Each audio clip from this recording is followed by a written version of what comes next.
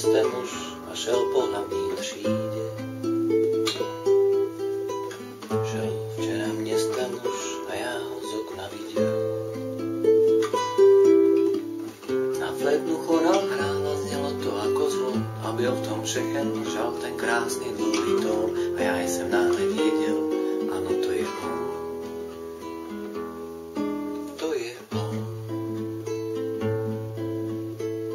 Vyběh jsem do ulic v jednoční košili. Od pacích z popelnic krysy se honily.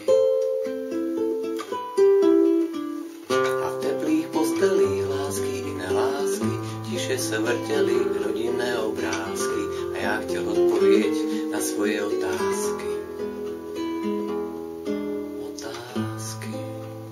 Na, na, na, na, na, na, na, na, na, na, na, na, na, na, na, na, na.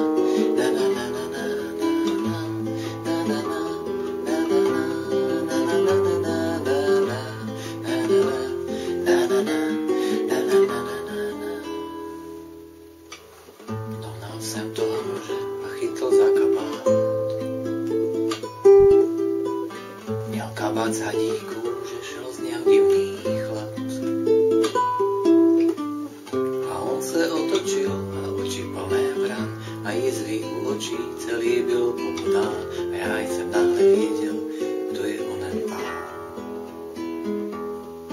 Onen pán. Celý se strachem chvěl, když jsem tak k němu došel. A v ústech flétnu měl od Jeronima Boše.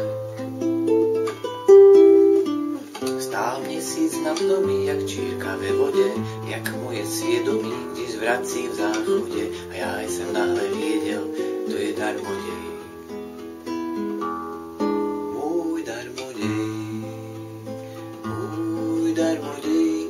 Vagabund osudu a lásek, jenž prochází všemyslný, ale dnů vyhýbá se.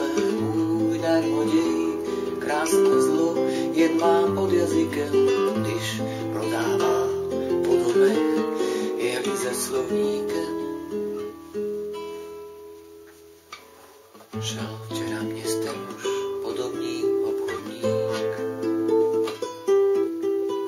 Šel, ale nejde už, krev skápla na chodník. Já jeho flétnu vzal a zněla jako zvon a byl v tom všechen žal ten krásný dlouhý tón a já jsem náhle věděl, ano, já jsem on. Já jsem on. Váš darmoděj, vagabund osudu a lásek, jenž prochází přemyslí, ale dnů vyhýbá se. Váš darmoděj, krásné zlo, jen mám pod jazykem, když prodávám